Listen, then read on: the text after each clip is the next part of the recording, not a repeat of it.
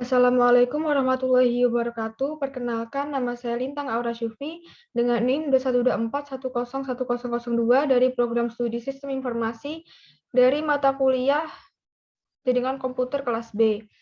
Pada video kali ini diberi tugas untuk mengerjakan soal UTS praktikum Jarkom, yaitu melewati Cisco. Untuk yang pertama adalah untuk memasukkan IP address pada masing-masing PC sesuai dengan tabel.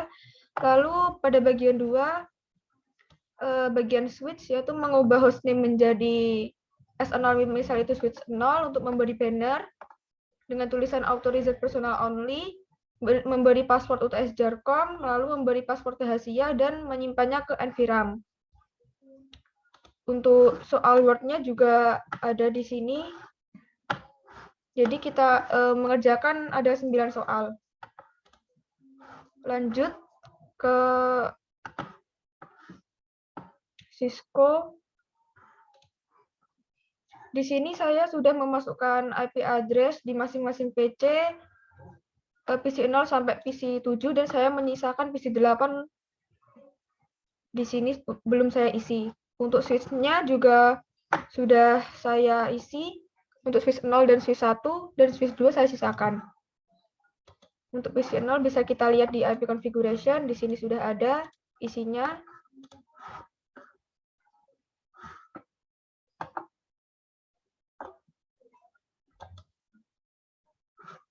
Lalu di PC 1 juga, di IP configuration sudah ada.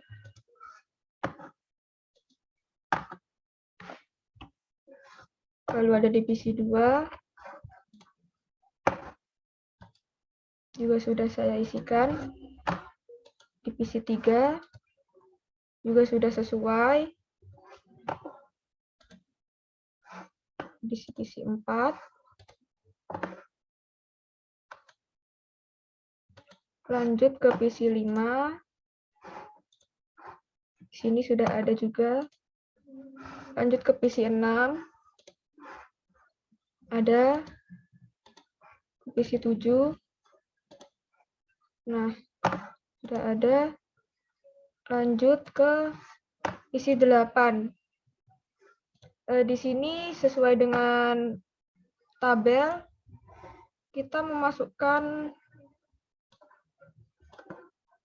IP address, subnet mask, dan juga default gateway.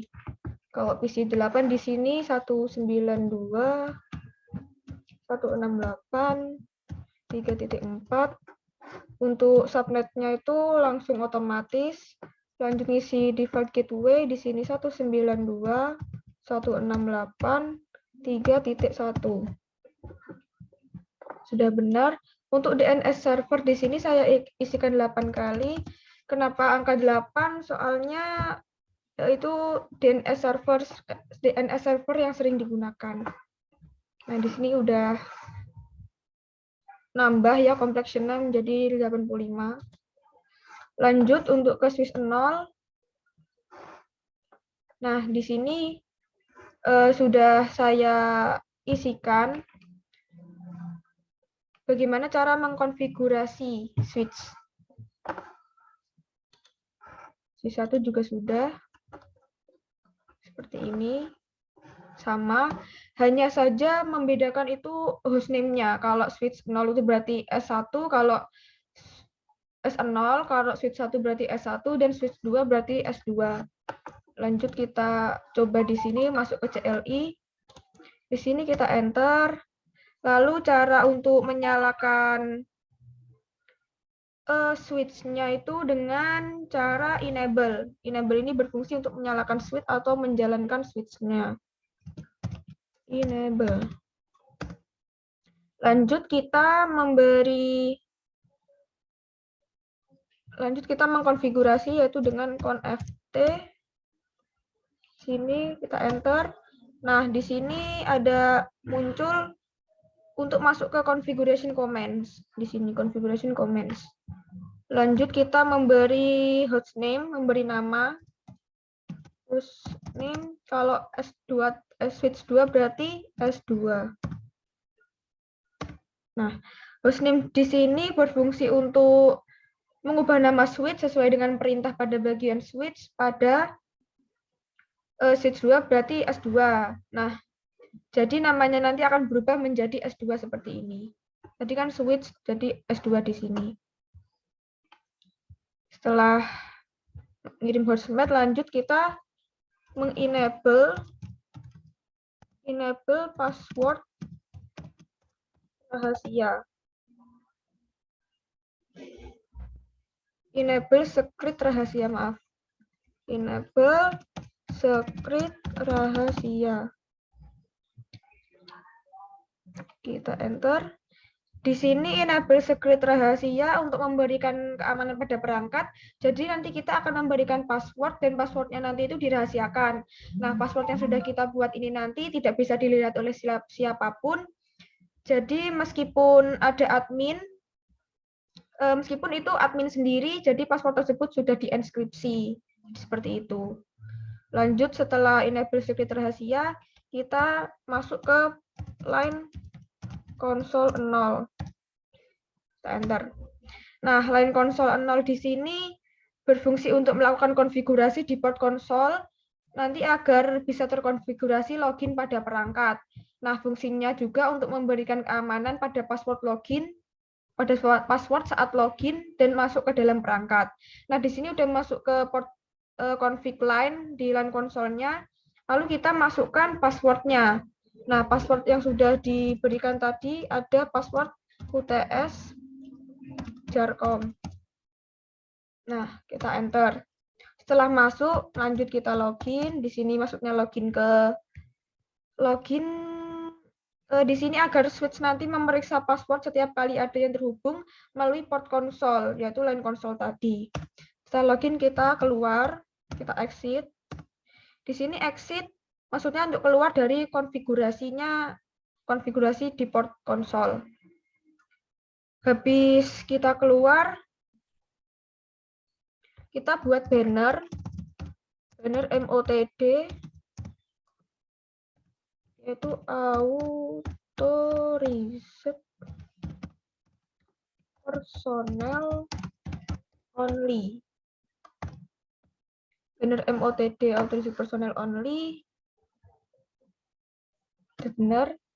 Di sini banner ini untuk memberikan identitas atau deskripsi untuk sistem atau device yang kita konfigurasikan ini.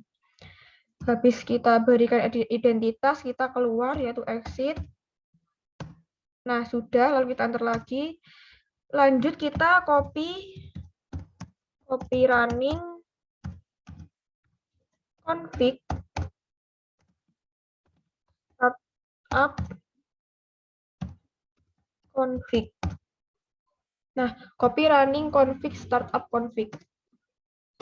Nah, di sini sudah oke, maksudnya itu untuk memindahkan semua yang ada di running config ke startup config untuk menyimpan konfigurasi atau pengaturan yang sudah kita buat ini ke dalam environment. Tadi kan instruksinya juga disuruh untuk menyimpan semua pengaturan yang kita buat di environment. Jadi pengaturan yang sudah dibuat nanti akan diterapkan saat switch itu dijalankan atau dinyalakan.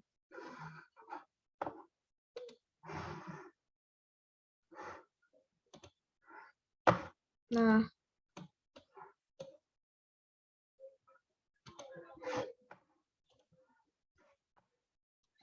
switch 2 sudah, switch 1 juga sudah.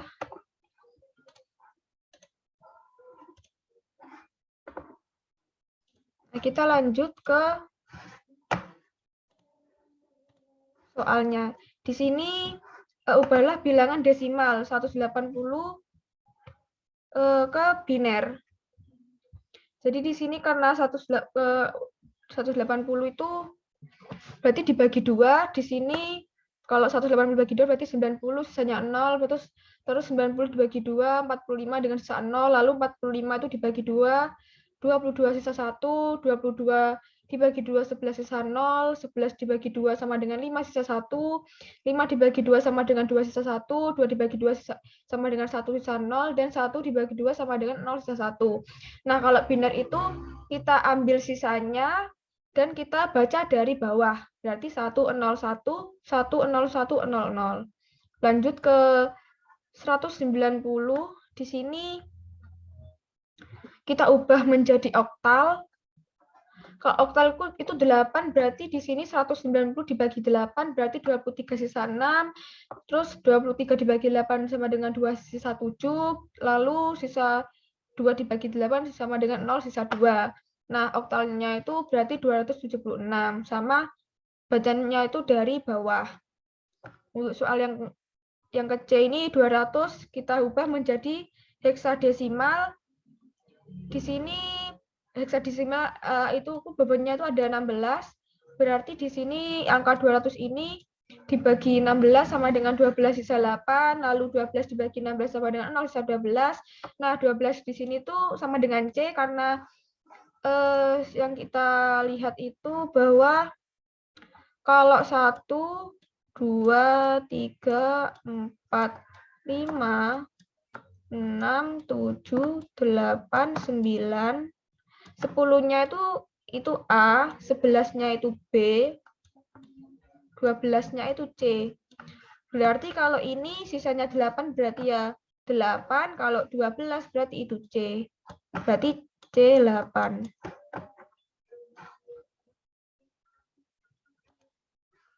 Lanjut ke 3AB, di sini kita ubah dari heksadesimal ke oktal. 3AB tadi kan kalau A tadi 11, kalau A itu 10, kalau B tadi adalah 11. Nah, di sini kita kerjakan mulai dari belakang, jadi di B A3.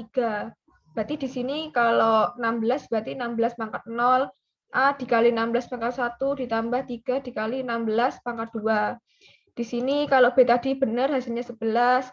Kalau yang A ini tadi 10 tapi 16 pangkat 1 berarti 16, terus 3 dikali 16 pangkat 2 itu 256. Hasilnya itu ditambah dan hasilnya terakhir itu 939. Nah, dari 939 ini kita convert ke oktal. Karena oktal itu tadi bobotnya 8, berarti 939 bagi 8 sisa 117 sisa 3, 117 bagi 8 sama dengan 14 sisa 5, 14 bagi 8 sama dengan 1 sisa 6, 1 bagi 8 sama dengan 0 sisa 1, dan oktalnya berarti 1653 di sini. Lanjut ke nomor 3, di sini dari oktal ke heksadesimal. Sama kita jawabnya dari belakang ngejernya berarti 1, 2, 2, 2, 2, 1. Berarti 1 dikali 8 pangkat 0, 2 dikali 8 pangkat 1, ditambah 2 dikali 8 pangkat 2. 1, 16, 128, hasilnya 145. Nah, 145 dari oktal ini kita convert ke heksadesimal, yaitu dibagi 16. Hasilnya di sini adalah 145 dibagi 16 sama dengan 9 sisa 1, 9 dibagi 16 sama dengan 0 sisa 9, ini heksadesimal sama dengan 91. Lanjut ke nomor 4, sebutkan fungsi kabel. Nah, fungsi A ini adalah untuk menyambung adalah kabel otomatis. Maksudnya untuk menyambungkan antar device secara otomatis dengan menentukan apakah kabel tersebut jenis straight atau cross. Lanjut ke yang ke B, ini adalah kabel straight yang digunakan untuk menghubungkan device yang berbeda, misalnya PC atau laptop dengan switch dan sebaliknya.